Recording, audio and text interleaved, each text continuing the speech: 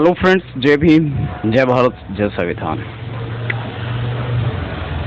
भारत और भारत के पार्लियामेंट राजधानी पार्लियामेंट से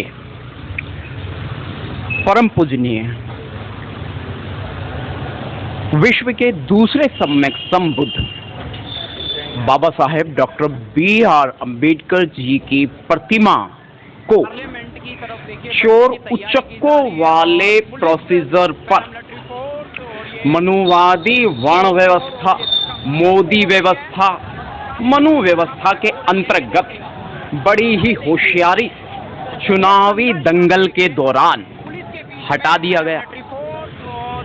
कल जंतर मंतर पर बड़ा ही इस मामले में बहुजनों का आक्रोश रहा। सभी बहुजन संगठन के अधिकतम लोग यहां पहुंचे, जिसमें से समता सैनिक दल की भूमिका प्रमुख रही। माननीय उम्मेद सिंह गौतम सहित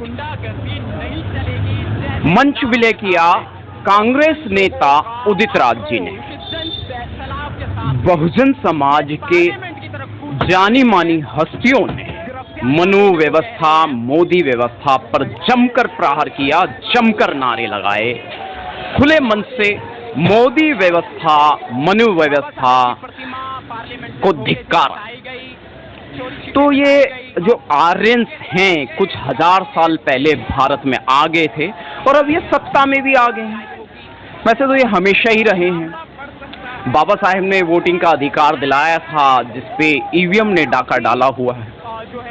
न सिर्फ ईवीएम ने बल्कि पूरा का पूरा प्रोसीजर जो है मनुवादी वर्ण व्यवस्था को इम्प्लीमेंट किए हुए हैं, जिसके खिलाफ बहुजनों की आवाज समय समय पर नीलांबर, नीली क्रांति, जय भीम क्रांति के नाम पर उठती रहती है। जंतर मंतर एक ऐसा क्षेत्र है भारत की राजधानी दिल्ली में जहां पुरजोर मनुवादियों के खिलाफ आवाज उठती है, आंदोलन होता है। दुनिया भर से, देश भर से सभी लोग यहाँ इकट्ठा होते हैं।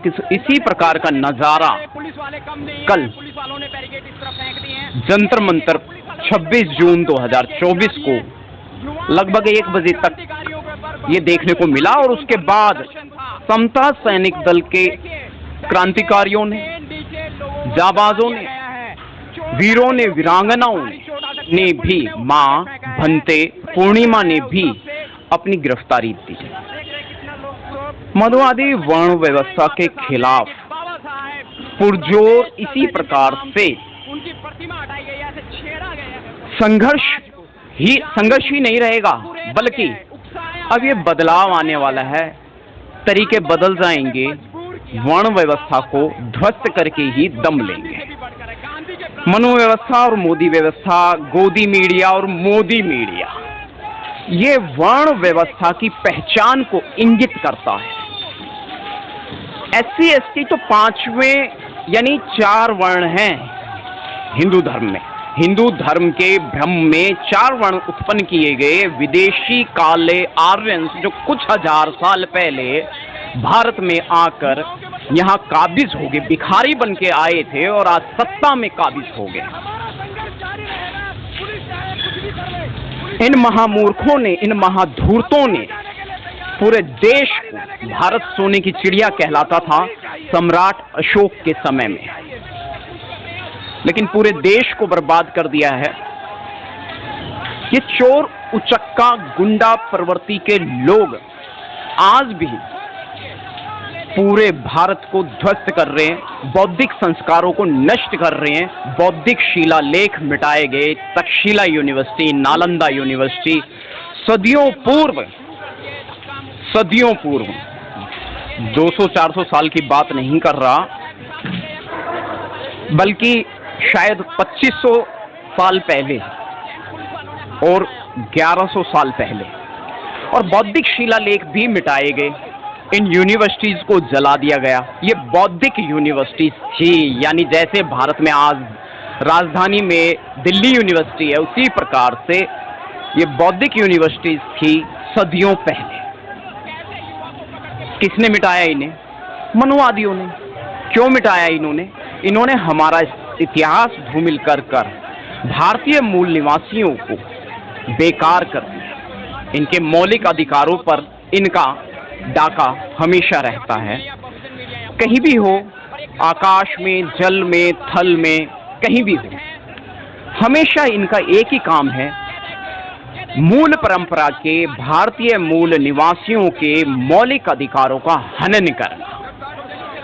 लेकिन भारतीय संविधान मौलिक अधिकारों के हनन के खिलाफ ही तैयार किया गया है।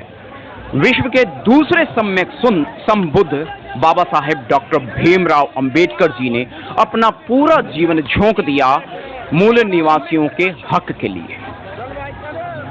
SC ST वर्ण व्यवस्था में नहीं आते, वर्ण व्यवस्था से बाहर के हैं। चौथे वर्ण में तो OBC आता है, जिसे शूद्र कहा गया है।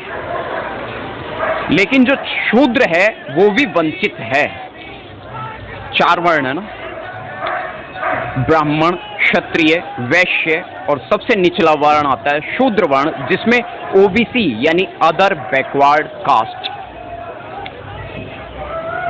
अब रही बात SC ST की, जिसे दलित कहा गया है, दलित समुदाय कहा गया है। तो यदि अब हम SC ST OBC यानी पूरे भारतीय मूल निवासियों को मिला लें, जिसमें कन्वर्टेड सिख, ईसाई, मुस्लिम, बौद्ध, जैन सभी आ जाते हैं, तो ये अल्पसंख्यक जो हैं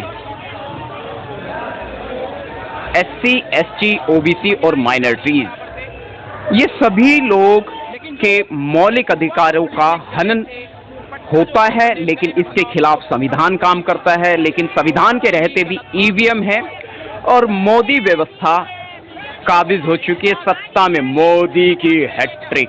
कौन सी हैट्रिक भाई? क्या कर लिया? क्या कर दिया? दलितों को और दलित बना दिया। दलित मतलब दला हुआ, जिसका दम निकला हुआ, जिसे बेकार किया गया है। तो ये है मनुस्मृति। अब मनुस्मृति का मॉडर्न जो रूप है वो इलेक्ट्रॉनिक वोटिंग मशीन यानी EVM है। अब EVM के अलावा भी बहुत सारे एजेंडे इन लोगों के हैं। फिलहाल लोकसभा स्पीकर पर थोड़ी सी उम्मीद डटी हुई थी, लेकिन वो भी खत्म। तो कहते हैं कि बुद्धिजीवियों ने कहा कि ये सरकार बैसाखी पर आ गई है, जल्दी ही गिरेगी, लेकिन ऐसा दिखाई नहीं दे रहा, क्योंकि छल बल और षड्यंत्र जालसाजी आदि में अत्यंत निपुण है। और 1 जुलाई से ये कानून भी बदल रहे हैं। इंडियन पैनल कोड को बदलकर BNS यानी भारतीय न्याय संहिता में लागू करने वाले लोग हैं, जिसके खिलाफ धरना, प्रदर्शन और आवाज लगातार जारी है। तो मूर्ख लोगों की जो वर्ण व्यवस्था है, इनकी प्रवृत्ति ही छल बल की रही है सदियों से, और ये भारत में मूल निवासियों के ऊपर काबिज हो गए हैं। सत्ता में ये काबिज हो चुके हैं बहुत बुरी तरीके से, और इन्हें उखाड़ के फेंकना होगा। ये भारत से जातिवादी व्यवस्था तभी खत्म होगी, अन्यथा आपके और आपके मौलिक अधिकारों का हनन निरंतर जारी रहेगा। इस कड़ी में इतना ही। मेरा इशारा सिर्फ और सिर्फ जातिवाद की तरफ है। बाबा साहिब ने भी एक बार अपने बाल्यकाल में ये जवाब दिया था कि सिर्फ जातिवाद खत्म कर दो, भारत की हर दुख, परेशानी, दरिद्रता का अंत हो जाएगा। चिराग पासवान जी ने पार्लियामेंट में कहा तो चुनावों से कुछ पहले कि सरकारी स्कूलों का हाल क्या है, प्राइवेट स्कूलों में क्या है।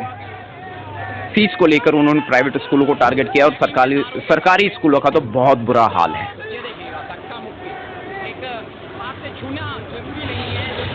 तो आप लोगों से छिपा हुआ नहीं है। फिलहाल जय भीम संसार यूट्यूब चैनल की इस कड़ी में इतना ही।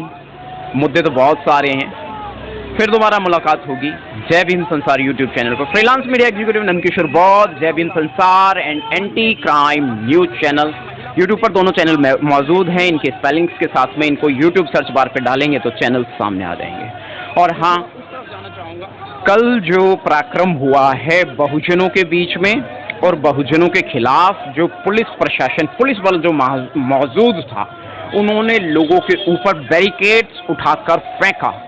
तो सिर्फ मैं ही नहीं, वहाँ कम से कम 50 सोशल मीडिया थी और सोशल मीडिया ने इस पूरा हमला को रिकॉर्ड किया है। बाबा साहेब की पार्लियामेंट से प्रतिमा को चोरों की तरह हटा देने वाला समुदाय के खिलाफ ये विरोध प्रदर्शन था और बाबा साहेब की प्रतिमा वहीं स्थापित की जाएगी पुनः, इसी बात को लेकर ज्ञापन दिया गया, पार्लियामेंट की तरफ कूच किया गया। लेकिन पहले ही जो है प्रशासन ने अपनी दबंगी दिखा दी और मौलिक अधिकारों को फिर से पतन कर दिया। लेकिन कुछ भी हो, लोग मर जाएंगे, मिट जाएंगे, कुछ भी करने को तैयार हैं, लेकिन बाबा साहेब की प्रतिमा तो वहीं लगेगी जहां से हटाई गई है। गांधी की प्रतिमा से हमें कोई मतलब नहीं है। गांधी ने तो SC ST का आमरण अनशन करके बाबा साहेब से अधिकार छीने थे, इसलिए गांधी हमारे लिए तो उतना पूजनीय नहीं है, लेकिन और समुदाय का है। लेकिन SC ST के लिए बाबा साहेब परम पूजनीय है। तो बाबा साहेब की प्रतिमा पार्लियामेंट से हटाई गई, ये किस बात का संकेत देती है? ये सवाल, ये प्रश्न चिन्ह, क्या जरूरत ऐसी पड़ गई कि बाबा साहेब की प्रतिमा को पार्लियामेंट से गुपचुप तरीके से चुनावी दंगल के दौरान हटा दिया गया? तो ये बड़ा महत्वपूर्ण विषय है और मनुवादियों की इस गहरे षड्यंत्र को समझने की बहुत ज्यादा जरूरत है। मनुवादियों के ऊपर संविधान हावी रहेगा। हमने पहले ही कह दिया कि संवैधानिक स्तर पर और मानवता के स्तर पर भारी पड़ेगा मोदी व्यवस्था को, मनु व्यवस्था को, वरना हक अधिकार रोंदने की और मौलिक अधिकारों के संरक्षण जाने के खिलाफ जाने की कोशिश ना करें, दुस्साहस ना करें, अन्यथा परिणाम भुगतने होंगे। ये तो कल समता सैनिक दल के कमांडर्स ने भी कहा है जंतर मंतर से कि अब इसके बाद चेता देना हमारा फर्ज है।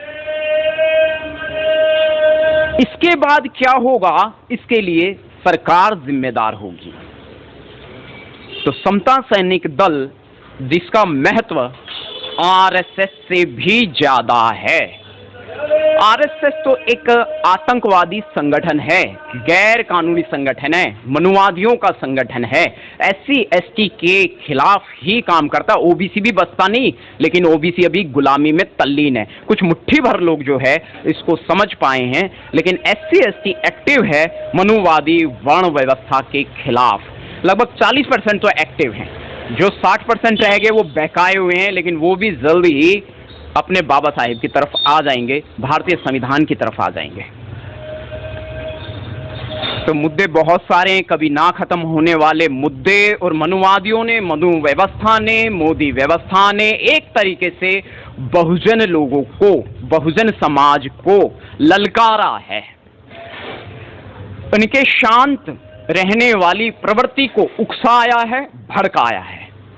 इसी के चलते ये विरोध प्रदर्शन कल जंतर मंतर पर रहा, जिसके बदले में पुलिस बल ने बैरिकेड उठाकर फेंका। वीडियो कवरेज में साफ देखा जा सकता है। तो सोशल मीडिया तमाम तरीके से, तमाम एंगल से उनको शूट कर रही थी और वो लाइव फुटेज आपको देखने को मिलेगी। बैरिकेड्स को उठाया गया और प्रदर्शनकारियों पे फेंका गया। 8-10 प्रदर्शनकारी इसके नीचे दब गए। कितनी चोटें किसको आई, कौन जिम्मेदार हुआ, क्या ये कानून था कि ये कानूनी प्रावधान था, क्या कानून के अंतर्गत ऐसा करने का अधिकार था, ये प्रश्न चिन्ह है। सोचना पड़ेगा, जवाब ढूंढना पड़ेगा अपनों में से ही, अपनों से, और मनुवादी व्यवस्था को भारत से धूमिल करना होगा। भारत में रहना है तो भारतीय संविधान को मानना होगा, न कि आडंबर को। फिलहाल इतना ही इस कड़ी में। फ्रीलांस मीडिया एग्जीक्यूटिव नंदकिशोर बौद्ध, जय भीम संसार YouTube channel and anti crime news channel. लगभग 15 मिनट की वीडियो हो गई है। मैं विराम लेना चाहता था, लेकिन मुद्दे इतने सारे हैं कि कभी खत्म ना होने वाले मुद्दे मनुवादियों ने सदियों से छेड़ रखे हैं। भारत की आजादी का 77वां साल चल रहा है, लेकिन जातिवाद आज भी कायम है। मैं भारत की राजधानी दिल्ली से, जब दिल्ली में यह हाल है, जंतर मंतर पर यह हाल है, पुलिस थानों में यह हाल है, अदालतों में यह हाल है, तो इसके बाहर क्या होता होगा यह अंदाजा लगाना कोई बड़ी बात नहीं है। न सिर्फ अंदाजे, होने वाले घटनाक्रम मुझे अपने व्हाट्सएप को ऑफ करना पड़ता है, यानी इतनी सारी क्राइम की उस पर रिपोर्ट आती है जो सोशल मीडिया भी नहीं दिखाता या दिखाने का प्रावधान भी नहीं है। डायरेक्ट मर्डर, किलिंग, ऐसी बहुत सारी खबरें व्हाट्सएप पर आती है, व्हाट्सएप मीडिया पर आती है कि मुझे तो उसका ऑटोमेटिक जो डाउनलोड सिस्टम है उसको ऑफ ही करना पड़ता है, क्योंकि उसके बाद दिमाग सहन करना बंद कर देता है और मन करता है उस जगह पहुंच जाऊं और उन लोगों के साथ वही किया जाए जो उन्होंने उन लोगों के साथ किया है जाति की वजह से। तो पुलिस प्रशासन की संरक्षण की जिम्मेदारी है, ना कि क्राइम को इंप्लीमेंट करने की, यानी क्राइम करने की जिम्मेदारी बिल्कुल भी नहीं है।